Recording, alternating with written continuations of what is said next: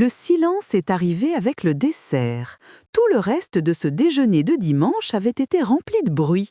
Les assiettes qui s'entrechoquent, le tintement d'un verre qu'on repose trop vite, les chuchotements des petits-enfants qu'on envoie chercher le pain, les rires forcés qui sonnent un peu creux sous le plafond trop haut de mon salon. Mais au moment où la tarte tatin a été posée sur la table, avec sa glace à la vanille déjà en train de fondre, quelque chose s'est resserré dans l'air. L'odeur de caramel chaud n'a pas réussi à cacher la froideur de leur voix. Nous étions tous là, comme toujours, Pierre, l'aîné, avec son costume du dimanche qui ressemble à tous les autres costumes de sa semaine, Anne, impeccable, tailleur beige, sourire professionnel, déjà prête à repartir pour un train de fin d'après-midi. Luc, le plus jeune, mal rasé, chemise ouverte d'un bouton de trop, le téléphone qu'il retourne entre ses doigts comme une toupie nerveuse. Autour, leurs conjoints, les enfants, les chaises en bois clair autour de ma table ancienne. Mes moulures surveillaient la scène avec plus de constance que certains de mes invités. Ils ont commencé à parler de la maison de campagne entre le fromage et le dessert. C'est toujours à ce moment-là que les attaques arrivent, déguisées en conversation raisonnable. Le vin a détendu les langues, le café n'était pas encore servi, les enfants jouaient dans le salon voisin avec les coussins, le murmure du dessin animé à la télévision filtrait par la porte entr'ouverte. Et au centre de la table, comme une petite scène de théâtre, mon plateau de fromage a été remplacé par la tarte brûlante. « On ne peut pas continuer comme ça », a dit Pierre en servant des parts. Sa voix était plate, celle de quelqu'un qui a déjà pris sa décision. Cette maison là-bas, c'est un gouffre. Les impôts, l'entretien, ce n'est plus raisonnable.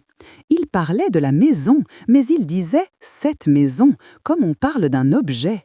Il ne l'a pas nommée. Elle, mon refuge, notre été, la maison de Chinon, avec ses pierres blondes et ses volets bleus. Il la réduisait à une ligne sur un tableau Excel invisible. Elle ne s'en rend plus compte, a ajouté Anne, la voix plus basse, comme si m'ignorer exigeait encore un peu de pudeur. Elle ne voit plus l'ampleur des dépenses, c'est normal à son âge. Elle était assise à un bout de la table, une serviette blanche sur les genoux, une bague qui brillait encore un peu au doigt. Elle remuait sa cuillère dans la sauce vanillée avec application. Elle connaissait parfaitement le montant des impôts. Elle payait toutes ses factures elle-même. Elle savait lire un relevé bancaire sans lunettes. Elle savait surtout écouter. Moi, je les ai laissés parler. Je tenais ma cuillère à dessert comme un petit instrument de mesure. Je sentais à peine le métal dans ma main, mais je surveillais la manière dont ma main restait stable. La tarte fumait, le sucre collait à l'air, et je gardais les yeux baissés vers mon assiette, comme si cette pomme caramélisée était soudain devenue fascinante. Il y a une offre sérieuse, a repris Pierre. Un couple de Parisiens qui veut s'installer en Touraine. Ils ont déjà vu la maison avec l'agent. Ils adorent le jardin. Ils sont prêts à aller vite. Je savais tout cela depuis 2 semaines. L'agent immobilier m'avait appelé. Je lui avais demandé de ne rien dire pour le moment, d'attendre. Les offres sérieuses ne me font pas peur. Ce que je trouve toujours intéressant, ce sont les raisons silencieuses derrière l'urgence. Anne a posé sa fourchette. Le bruit de métal sur porcelaine a résonné trop fort dans la pièce. De toute façon, a-t-elle ajouté, elle ne peut pas y aller seule maintenant. Les escaliers, la route, le médecin si quelque chose arrive, ce n'est plus adapté. Il faut penser rationnellement. Elle disait cela en parlant de moi à la 3e personne, sans tourner la tête, le regard fixé sur la tarte. Comme si je n'étais déjà plus qu'un personnage secondaire, un obstacle administratif à contourner. C'est une prouesse, arriver à effacer quelqu'un tout en l'ayant à moins d'1 mètre. Je me suis demandé un instant ce que vous ressentiriez, vous qui m'écoutez, si vos propres enfants discutaient de vendre votre maison en parlant de vous comme d'un meuble encombrant. Que feriez-vous si, en vous regardant, ils disaient « elle » comme s'ils demandaient qu'on débarrasse un vieux buffet du salon? Luc, jusque-là silencieux, a pris la parole, les yeux sur son téléphone. On ne parle pas de la déposséder, a-t-il expliqué, d'un ton qui se voulait doux. On parle d'optimiser. On pourra investir dans autre chose, peut-être acheter un pied-à-terre plus petit, plus proche de nous. Ce serait mieux pour elle. Il a enfin levé les yeux vers moi, très vite, avant de les détourner. Ce « pour elle » n'avait pas le courage de me regarder en face. J'ai soulevé un morceau de tarte avec ma cuillère. La pâte feuilletée s'est cassée net. Mon cœur battait un peu plus vite, mais ma main restait calme.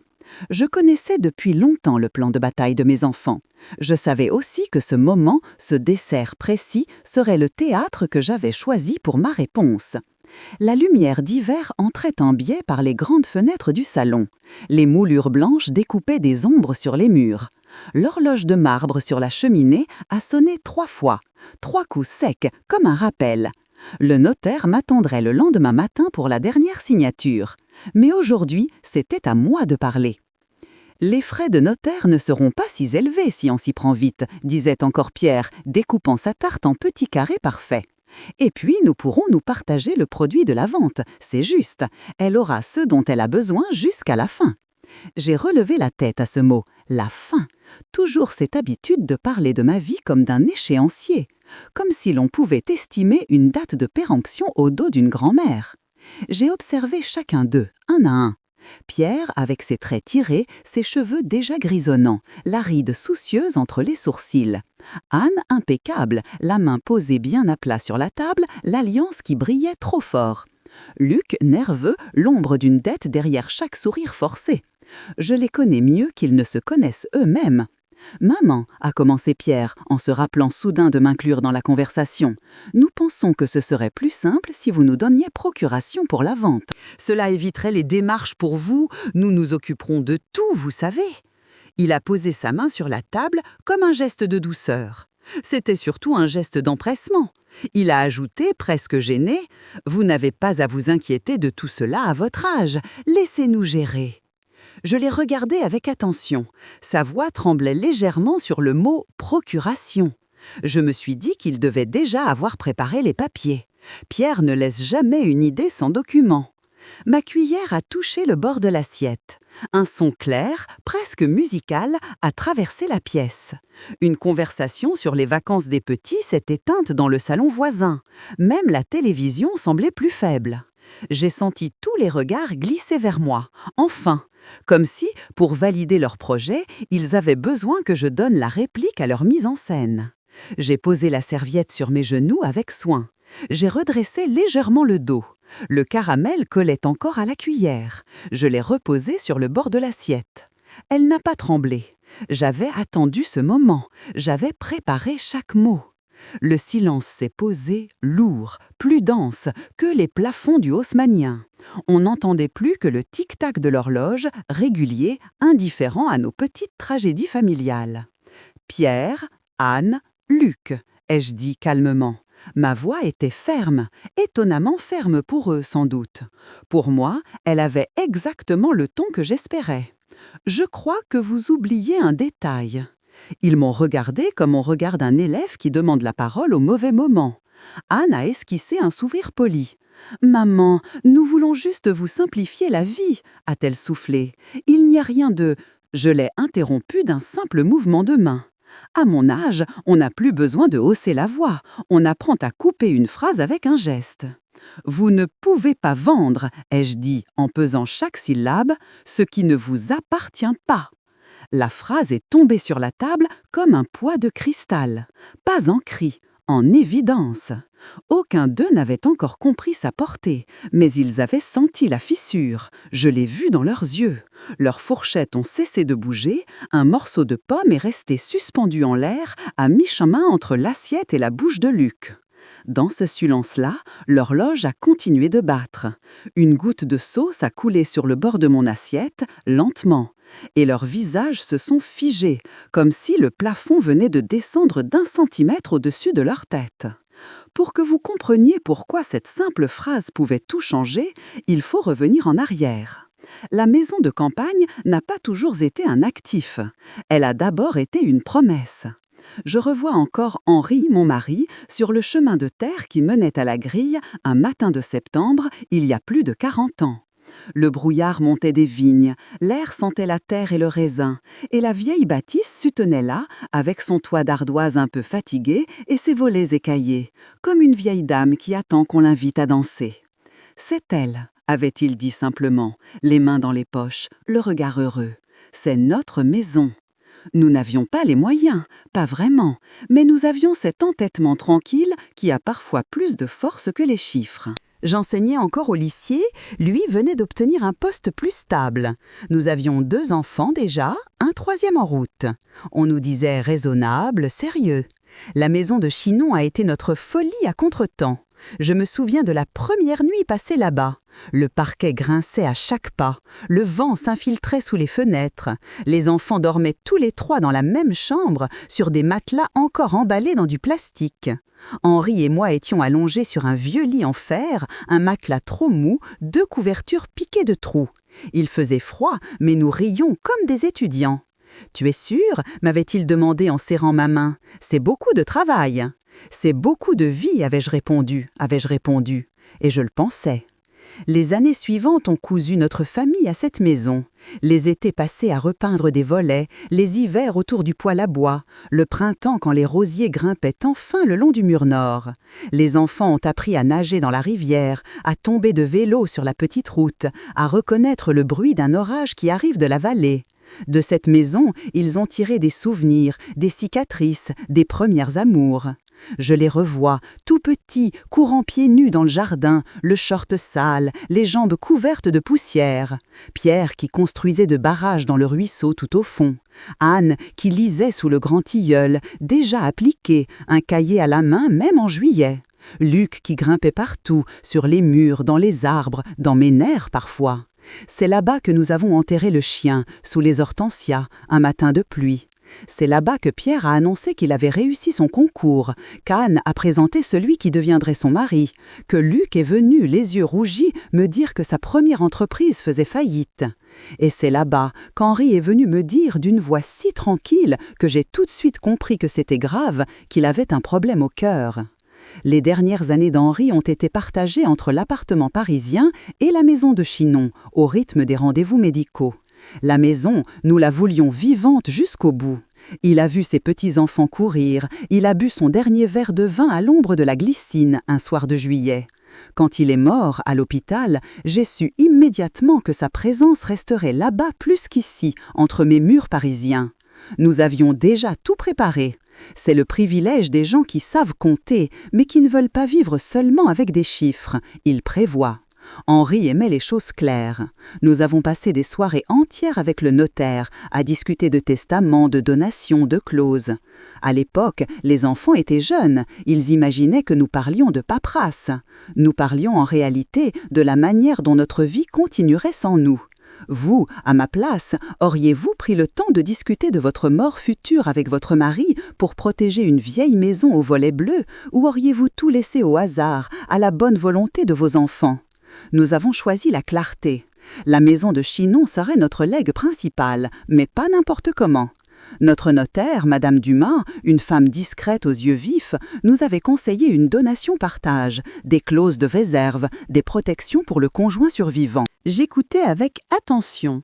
Henri faisait parfois semblant de s'ennuyer, mais il prenait des notes. Nous étions sérieux, peut-être un peu trop pour l'époque, pas assez pour aujourd'hui. Quand Henri est mort, tout avait été signé depuis longtemps. La maison était protégée, du moins le croyons-nous. J'avais l'usufruit. Les enfants auraient la nue propriété plus tard, selon des conditions précises. La maison ne pouvait pas être vendue sans mon accord. À l'époque, cela semblait une évidence. Nous avons tous pleuré là-bas, dans le salon où le vieux piano trônait. Pierre avait dit, la voix cassée, « Ne t'inquiète pas, maman, nous garderons la maison, toujours ». Les promesses de deuil ont la durée des fleurs sur les couronnes. Elles se fanent vite si on ne veille pas. Les premières années après la mort d'Henri, il venait souvent, chaque été, chaque Toussaint, parfois même un week-end de printemps. Puis les invitations se sont faites plus rares. Les enfants grandissaient, les carrières s'accéléraient. La maison, elle, restait immobile, fidèle, ouverte. J'ai commencé à sentir un changement le jour où Pierre a utilisé le mot « charge » pour la première fois. La maison est une charge, a-t-il dit au téléphone en parlant des travaux de toiture. Tu comprends, maman, c'est lourd pour nous aussi. Pour nous, ce pluriel m'a intéressé. J'ai répondu calmement que je paierais les travaux, comme toujours. Il a insisté sur la fatigue, sur le temps, sur la distance. C'était le début du langage nouveau, le langage de l'optimisation, de la rationalisation, du patrimoine qui doit travailler. Je me suis tue. J'ai écouté ce mot flotter dans l'air, charge. Puis j'ai rappelé Madame Dumas. Je crois qu'il est temps de revoir certains détails, lui ai-je dit. Cette conversation avec mon notaire a été le premier fil de ma toile. Je ne me bats jamais avec des cris. Je préfère les paragraphes bien écrits. Nous nous sommes revus dans son bureau, derrière le palais royal. De grandes fenêtres, des dossiers rempilés, un chevalet avec un plan cadastral déplié. Elle a sorti notre ancien dossier, épais, plein de notes manuscrites de l'époque où Henri faisait des blagues à propos des planches à billets que représentaient les héritiers. « Vos enfants veulent vendre ?» m'a-t-elle demandé sans détour après m'avoir écouté. « Ils veulent optimiser », ai-je répondu, ce qui est une manière élégante de dire qu'ils veulent transformer des fenêtres en chiffres. Elle a souri. Son sourire avait cette nuance de fatigue que portent les gens qui ont vu trop de familles se déchirer autour d'un bout de terrain. Nous avons relu les clauses. Nous avons ajouté quelques petites phrases, rien de spectaculaire, simplement des précisions. Le diable se cache dans les détails, dit-on. Le salut aussi, parfois. Certaines dispositions ne jouent qu'à ma mort, d'autres peuvent s'activer plus tôt si des conditions précises sont réunies. Nous avons ajusté ces conditions. Nous avons prévu l'hypothèse où l'un des enfants tenterait de forcer une vente contre mon gré. Nous avons donné plus de poids à mes petits-enfants, ceux qui n'ont pas encore appris à dire « actif » au lieu de « maison ». Je suis rentrée chez moi avec une enveloppe brune dans mon sac. L'enveloppe contenait des copies certifiées conformes.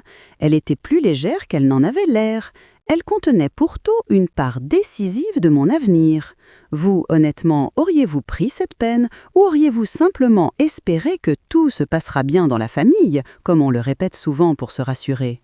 Je ne crois pas aux miracles familiaux, je crois aux actes notariés. Les semaines suivantes, j'ai observé mes enfants avec une attention nouvelle. Je les écoutais parler de leur travail, de leurs projets, de leurs opportunités. Je laissais les phrases glisser en apparence. À l'intérieur, je prenais des notes.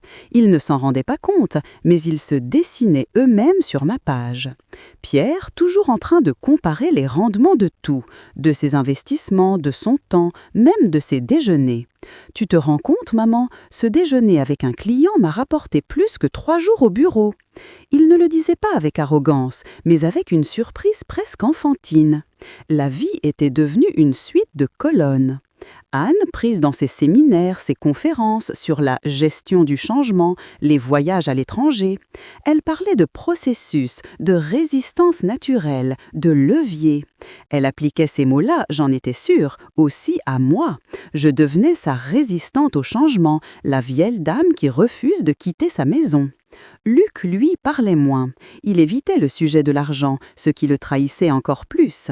Les dettes ne disparaissent pas parce qu'on évite le mot. Elles se voient dans les épaules qui se voûtent, dans les sourires trop rapides, dans le téléphone qui vibre et qu'on retourne, écran vers la table.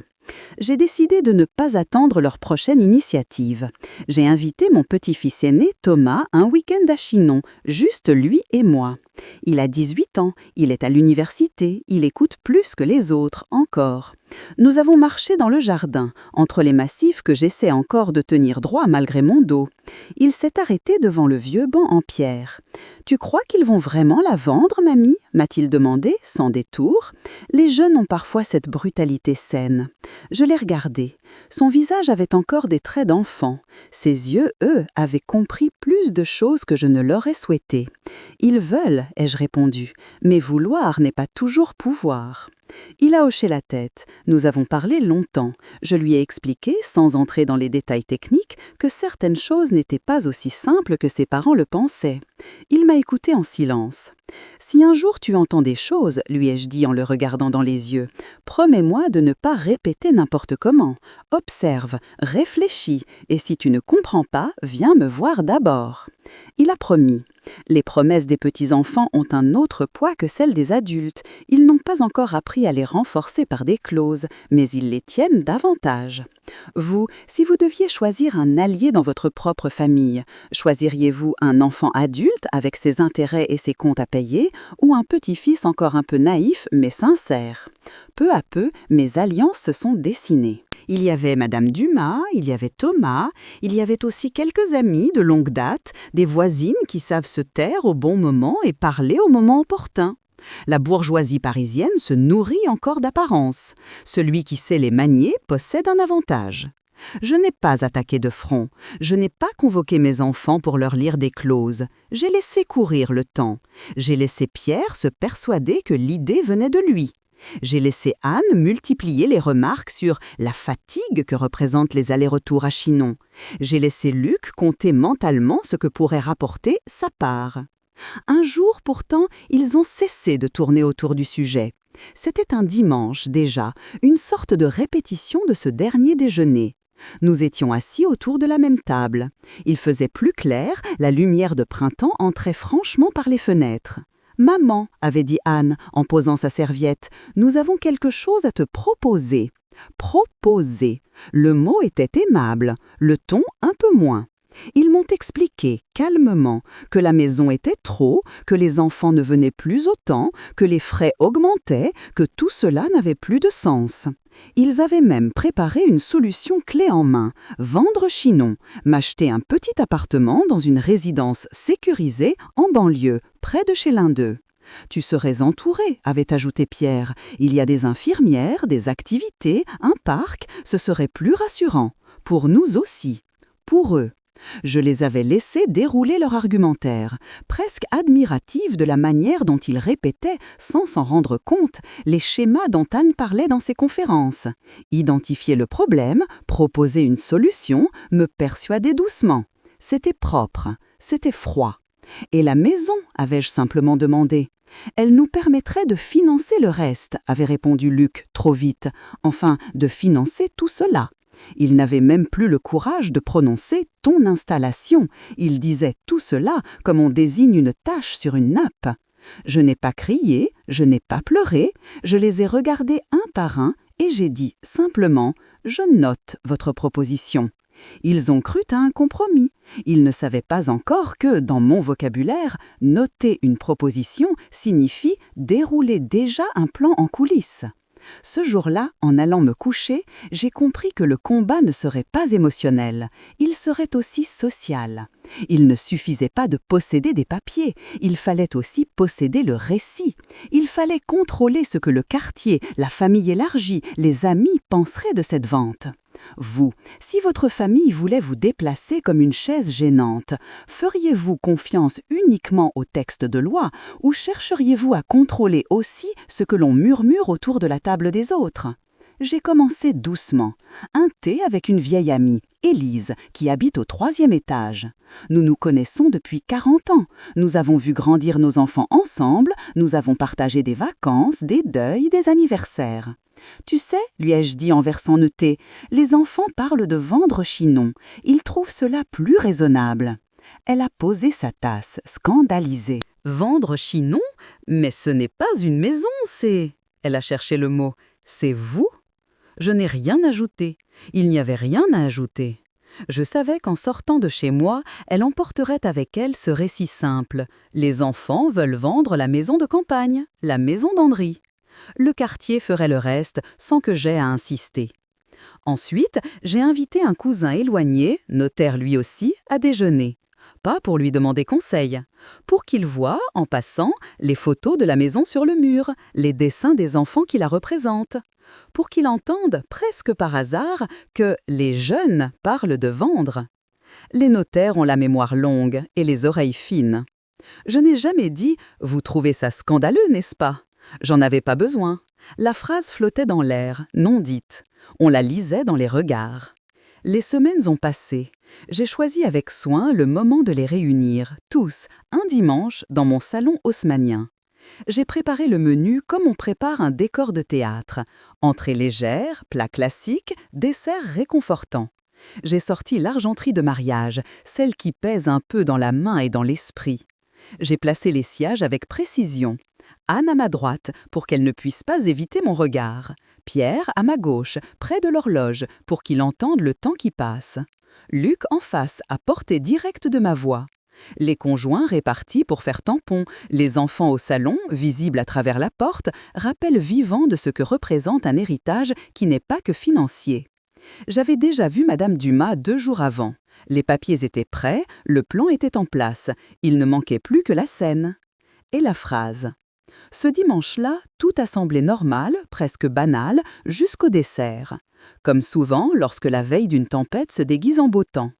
Ils ont parlé des élections, des travaux dans l'immeuble, des vacances des enfants. Ils ont ri des mêmes blagues convenues. Ils m'ont demandé, par pure politesse, si je n'étais pas trop fatiguée. Je répondais calmement. Mes mains servaient, coupaient, versaient. À l'intérieur, je vérifiais mentalement chaque détail. La tarte dans le four, les papiers dans le secrétaire, l'horloge réglée. La présence dans le salon de 2 invités supplémentaires, Élise, du 3e étage, et mon cousin notaire, comme invité de dernière minute. Plus on est de fous, plus on rit, avais-je dit avec un sourire. Ils avaient acquiescé, sans comprendre qu'ils acceptaient des témoins. Et à mesure que le repas avançait, je sentais la conversation dériver, petit à petit, vers le sujet qui les démangeait. La maison, l'argent, l'avenir, le leur, jamais vraiment le mien. Je savais qu'ils finiraient par y venir. Les gens qui veulent vous déplacer ne savent pas parler longtemps de la météo. Quand la tarte tatin a été posée sur la table et que le silence est arrivé avec elle, j'ai su que le moment venait. Ils ont commencé à parler, comme je le savais, comme je l'avais prévu, et j'ai laissé faire. Puis j'ai posé ma cuillère et j'ai dit « Vous ne pouvez pas vendre ce qui ne vous appartient pas ». Et le temps, dans mon salon, a marqué une pause que même l'horloge n'avait pas prévue. La première à bouger fut Anne. Elle a cligné des yeux comme si elle n'avait pas bien entendu, puis elle a reposé sa fourchette avec un calme un peu trop contrôlé. « Comment ça, ce qui ne nous appartient pas ?» a-t-elle demandé. Sa voix est restée douce, mais ses doigts ont serré la serviette au point d'en froisser le tissu. Pierre a pris le relais, le ton rassurant, celui qu'il utilise sans doute avec les clients hésitants. « Maman, ne complique pas les choses. Nous savons très bien comment est décomposé le patrimoine. La maison figure déjà dans la donation, nous avons la nue propriété, tu as l'usufruit. Nous ne faisons que organiser ce qui existe déjà. » Il parlait comme on récite une leçon. J'ai hoché la tête lentement. C'était vrai, Pierre, c'était exactement cela. Avant. Le avant a traversé la table comme un courant d'air froid. Luc a fini par reposer son téléphone. Il s'est penché légèrement vers moi. « Tu veux dire quoi, avant ?» Je les ai regardés un par un, avec une douceur presque indulgente. À cet instant précis, je savais que j'avais l'avantage. Et je savais aussi qu'ils allaient mettre du temps à le comprendre. « Je veux dire, ai-je répondu, avant que nous ne modifions certaines choses avec Madame Dumas. » Un silence, puis ce petit mouvement de recul dans les yeux de Pierre que je connais si bien. Il venait de se souvenir de quelque chose, mais pas dans le bon ordre. C'est un moment fascinant à observer, ce léger décalage entre la mémoire et la compréhension. « Quelle chose ?» a demandé Anne, cette fois un peu plus sèche. J'ai posé ma main sur le bois de la table. Je sentais le grain sur ma paume. Les gestes simples ramènent toujours le calme. « Vous vous souvenez du rendez-vous chez le notaire il y a 3 mois, ai-je dit ? Celui où vous êtes passé en coup de vent un soir, parce que vous étiez pressé, parce que vous aviez un dîner, un train, une réunion ?» Ils se sont regardés. Pierre a hoché la tête, agacé. « Oui, bien sûr, tu avais dit qu'il s'agissait de formalités, d'une mise à jour. » « C'est exact, ai-je répondu, une mise à jour. » Je me suis levée avec soin, ma chaise a légèrement raclé le parquet. Personne n'a osé parler. L'horloge a continué de compter nos secondes. Je suis allée jusqu'au secrétaire dans l'angle de la pièce. J'ai ouvert le tiroir du milieu, l'enveloppe brune était là, exactement à sa place. Je l'ai posée sur la table, au centre, entre la tarte et la cafetière encore vide. « C'est la copie de ce que vous avez signé, ai-je expliqué. Je me suis dit que ce serait plus clair de relire ensemble. » Anne a tendu la main, mais je l'ai devancée. J'ai tourné l'enveloppe vers mon cousin, assis un peu en retrait, qui jusque-là observait la scène avec une politesse silencieuse. « Tu veux bien, François ?» lui ai-je demandé. Il a ajusté ses lunettes, a sorti les feuilles, a survolé les premières lignes. Son visage est resté neutre, comme toujours. Les notaires apprennent à cacher leurs pensées comme des cartes. Il s'agit d'un acte de donation-partage complémentaire, a-t-il commencé, d'une voix calme, avec réaménagement de la propriété de la maison de Chinon. Pierre a fait un geste impatient. Oui, nous savons, la nue propriété, l'usufruit. François a levé la main, presque comme je l'avais fait avec Anne quelques minutes plus tôt. Il y a un ajout important, a-t-il poursuivi. Une clause par laquelle vous consentez à ce que, en cas de projet de vente de la maison sans l'accord exprès de votre mère, la nue propriété soit réattribuée directement à vos enfants, à titre gratuit. Il a lu la phrase posément. Les mots sont tombés un à un, comme des pierres dans un puits. Luc a pâli. Anne a ouvert la bouche sans rien dire. Pierre, lui, s'est figé. « Ce n'est pas possible !» a soufflé Anne. « Nous n'aurions jamais !» François a tourné la deuxième page. « Vous avez signé ici, Anne, et là, Pierre, et là, Luc, devant témoin, et devant Madame Dumas. » Je me suis rassise. Je sentais les yeux de mes enfants sur moi, brûlants, incrédules. Je n'ai pas eu besoin de relever le menton. La chaise elle-même me tenait droite. Vous, à ma place, auriez-vous pris ce plaisir un peu cruel à laisser un professionnel lire à haute voix ce qu'ils n'avaient jamais pris le temps de lire eux-mêmes? Ou auriez-vous tout expliqué avec des mots plus doux pour éviter leur humiliation?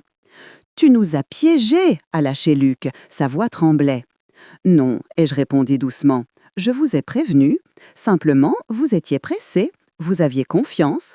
Vous m'avez dit, vous trois, presque en chœur, « Maman, signe où il faut, nous n'avons pas le temps de tout écouter. » C'est ce que j'ai fait. J'ai écouté. Et vous avez signé. Je me souvenais très bien de cette soirée. Je les revois, debout dans le bureau de Madame Dumas, le téléphone à la main, jetant un œil distrait aux pages, plaisantant sur les phrases trop longues. Je revois les sourires, les « oui, c'est bon, on te fait confiance, maman ». Alors, j'avais pris le temps, moi. J'avais posé des questions, j'avais demandé à Madame Dumas d'expliquer chaque clause. Leur signature, ce soir-là, avait simplement mis en musique ce que nous avions décidé, Henri et moi, bien des années auparavant, que la maison de Chinon n'appartiendrait jamais vraiment à ceux qui la considéreraient comme un simple chiffre. « Tu veux dire que, si nous insistons pour vendre, » a commencé Pierre. « Alors, la maison passe directement à tes enfants, ai-je terminé pour lui. Et vous n'avez plus rien, pas même la nue propriété. » Le mot « rien » les a frappés plus fort que le reste. C'est un mot très court, il laisse beaucoup de place au vide dans la tête de ceux qui l'entendent. Vous qui écoutez cette histoire, est-ce que vous auriez-vous trouvé cela trop sévère ou estimez-vous qu'il est parfois nécessaire de mettre une conséquence nette derrière une trahison à peine voilée? Anne s'est penchée vers François, le visage fermé. « Mais une clause pareille, c'est contestable, non ?» a-t-elle demandé, la voix plus aiguë. « On ne peut pas déshériter ses enfants comme ça. » « On ne vous déshérite pas, » a répondu calmement François. « On encadre une condition d'aliénation. Vous avez encore des droits sur d'autres biens. Simplement, la maison de Chinon est particulière. » Il a posé le document sur la table. La feuille a fait un bruit sec. Anne l'a fixée comme si elle espérait que les phrases se réécriraient toutes seules. « Ce n'est pas juste », a murmuré Luc. « Ce n'est pas équilibré. » Je l'ai regardé. « Équilibré ?» ai-je répété doucement. « Équilibré, c'est lorsque les promesses faites au pied d'un lit d'hôpital tiennent plus de 5 ans. Équilibré, c'est lorsque l'on vient voir la maison qu'on veut vendre plus d'une fois par an. Équilibré, c'est lorsque l'on parle d'une maison pleine de souvenirs autrement qu'en termes de charge et d'optimisation. » Je n'ai pas haussé le ton, je n'en avais pas besoin. Chaque mot était posé, précis, comme un verre de cristal sur la nappe. Et surtout, ai-je ajouté, équilibré, c'est lorsque l'on n'oublie pas que les petits-enfants existent. Au salon, comme s'il avait entendu son nom sans que je le prononce, Thomas a passé la tête par la porte. Il nous a vus, tous figés autour de la table, et a compris, je crois, que quelque chose venait de se renverser. Pierre s'est levé d'un coup. « Nous en reparlerons avec notre propre notaire », a-t-il lancé. « On ne signe pas des choses comme ça sans possibilité de recours. » C'est ton droit, ai-je répondu, comme c'est mon droit de protéger ce que ton père et moi avons construit. Il a pris sa veste trop vite, sa chaise a basculé légèrement. Anne lui a jeté un regard, hésitant, puis s'est levée à son tour. Luc est resté assis, les mains autour de sa tasse encore vide, comme si le fait de bouger allait tout casser. Vous, à leur place, partiriez-vous en claquant la porte ou resteriez-vous, malgré la honte, pour écouter jusqu'au bout ce qu'une mère a enfin à dire quand elle choisit enfin de se défendre ? Ils sont partis rapidement. Le dessert est resté sur la table, presque intact. L'odeur de caramel a soudain paru trop lourde. Élise, au fond, n'avait pas bougé. Elle me regardait, avec ce mélange de tristesse et de respect que seules les vieilles amies savent exprimer. « Tu as été impressionnante », m'a-t-elle dit, une fois la porte refermée. « Je n'ai été que logique », ai-je répondu. « Ils ont choisi le langage des chiffres, je l'ai appris, moi aussi. » Après leur départ, il y a eu une période de calme trompeur. 2 jours sans appel, puis une première salve, un courriel de Pierre, long, structuré, avec des termes juridiques récupérés sur Internet. Il parlait de vice du consentement, de pression morale, de déséquilibre manifeste. Je l'ai lu jusqu'au bout en buvant mon café. Puis je l'ai transféré à Madame Dumas avec une seule phrase. « Pouvez-vous lui répondre, chère Madame ? Il parle votre langue, à la mienne. » Elle a répondu. Pierre m'a rappelé ensuite, furieux, découvrant que la langue du droit n'était pas aussi plastique qu'il l'espérait. Les clauses étaient solides, les signatures indiscutables. Il pouvait contester, bien sûr, mais contester ne signifie pas gagner. Contester, c'est surtout s'exposer. Quelques jours plus tard, Anne m'a invité à déjeuner près de son bureau. Un restaurant moderne, table serrée, serveur rapide. Elle a commandé une salade qu'elle n'a presque pas touchée. « Maman, a-t-elle commencé, tu te rends compte de ce que tu fais ? Tu montes les petits contre leurs parents. » J'ai posé ma fourchette, j'ai regardé autour de nous. Personne ne nous écoutait, mais je savais que ce type de scène laisse toujours une trace, même invisible. « Je ne monte personne contre personne, » ai-je répondu. « Je place les choses là où elles doivent être. La maison, je la mets dans les mains de ceux qui n'ont encore trahi ni leurs paroles, ni leurs souvenirs. C'est tout. » Elle m'a lancé un regard blessé. « Tu nous punis » a-t-elle insisté. « Non, je vous rappelle simplement que les décisions ont des conséquences. Vous avez choisi de considérer la maison comme une charge. Je choisis de la considérer comme un lien. Ce sont 2 visions. La mienne a été écrite avant la vôtre. Vous, dans un face-à-face comme celui-là, auriez-vous cherché à consoler votre fille pour calmer la conversation ? Ou auriez-vous, vous aussi, maintenu cette ligne dure, claire, au risque de creuser un fossé plus profond encore ? La tentative de coup de force a eu lieu 1 semaine plus tard. Un matin, j'ai trouvé dans ma boîte aux lettres un courrier recommandé. Une convocation pour une réunion de famille chez un autre notaire, choisi par Pierre, afin de réexaminer la situation. Le ton du courrier se voulait neutre, mais la menace était là, en filigrane. S'asseoir, s'expliquer, se justifier. J'y suis allée. Je n'évite pas les tables rondes. Au contraire, j'aime les tables. Elles donnent à chacun un angle précis. Le bureau de ce nouveau notaire était plus froid que celui de Madame Dumas. Des meubles modernes, des dossiers rangés au millimètre.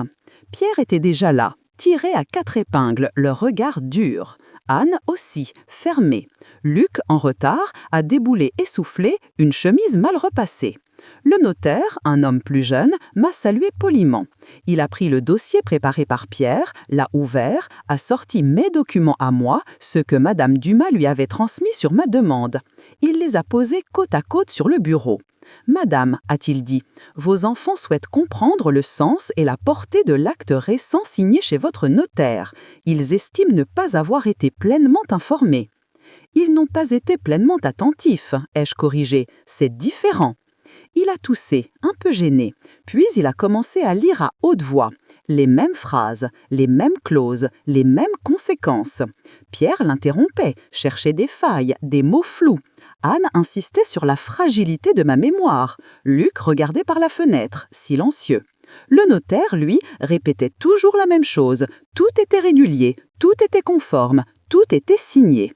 Mais enfin, soyez raisonnable, madame, a fini par dire Pierre, excédé, en se tournant vers moi. Vous ne pouvez pas garder cette maison simplement pour qu'elle reste vide la moitié de l'année, alors qu'elle pourrait servir à payer une résidence plus confortable pour vous. J'ai posé mon sac sur mes genoux, calmement. Je ne la garde pas pour qu'elle soit vide, ai-je répondu. Je la garde pour qu'elle vous rappelle que tout n'est pas à vendre, pas mes souvenirs, pas vos promesses, pas le lieu où votre père a voulu reposer. Le silence s'est installé, plus dense ici que dans mon salon. Ce n'était plus seulement un désaccord familial, c'était un choix moral posé en plein milieu d'un bureau de notaire. Vous, assise à cette place, avec 3 paires d'yeux braqués sur vous, auriez-vous reculé pour apaiser tout le monde ou auriez-vous tenu, comme moi, quitte à devenir la difficile de l'histoire qu'on racontera plus tard dans votre dos? À partir de ce jour-là, quelque chose s'est cassé dans leur stratégie. Ils ont compris que le droit ne les sauverait pas. Alors le social a pris le relais. J'ai entendu les échos avant d'entendre les phrases entières. Une voisine qui me dit dans l'escalier « Vos enfants ont l'air bien préoccupés ces temps-ci ». Une amie qui me glisse au téléphone « On m'a parlé d'une histoire de maison, je vous plains ma chère ». Je n'ai rien répondu, je n'ai rien nié, je n'ai rien confirmé. Le silence, parfois, est une forme d'accord. Le quartier a fait le reste. Les gens ne jugent pas sur les clauses, ils jugent sur les gestes. Une mère qu'on veut placer et dont on veut vendre la maison de campagne, cela parle à beaucoup plus de monde qu'un mot comme optimisation. Très vite, dans les dîners, dans les réunions de copropriété, j'ai senti le regard des autres changer.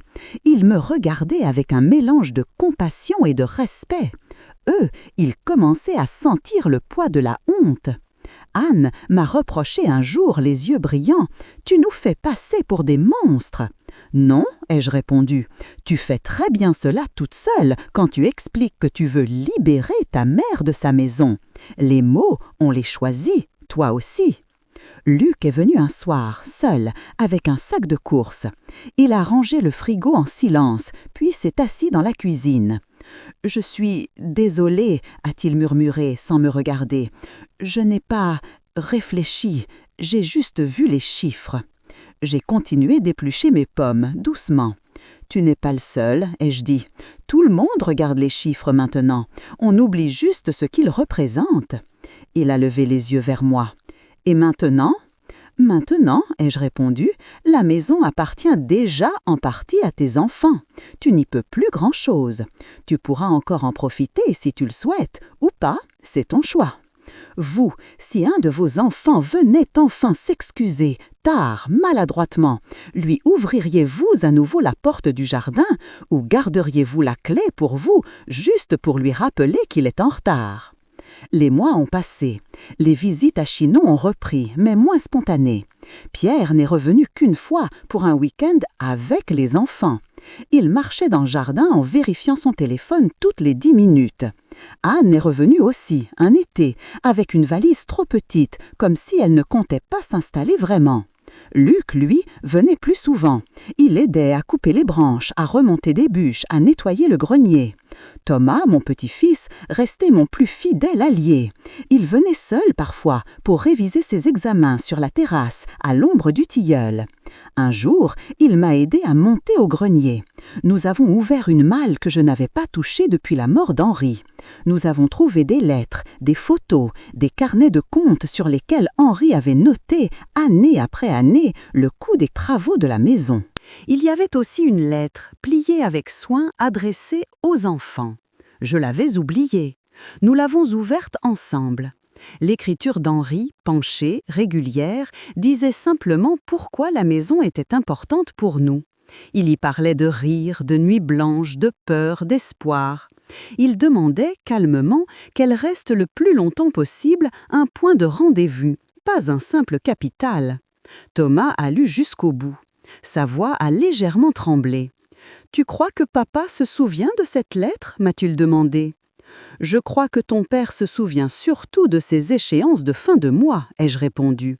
Mais peut-être que cette lettre-là l'aiderait à remettre les choses à leur place. » Vous, si vous aviez entre les mains une lettre pareille, la montreriez-vous tout de suite à vos enfants pour les attendrir ou garderiez-vous ce texte comme une réserve, un rappel silencieux à sortir au moment juste ?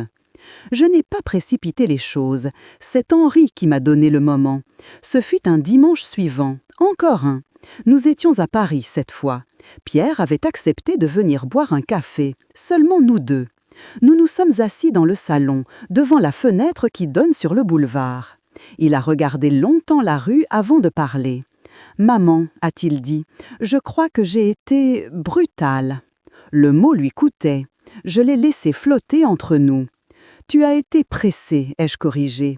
La brutalité, c'est souvent de la précipitation qui s'ignore. » Il a soupiré. « Je ne comprends toujours pas que tu aies pu nous faire signer un texte pareil sans... » « Sans quoi ?» ai-je demandé. « Sans t'obliger à t'asseoir plus de 10 minutes pour l'écouter?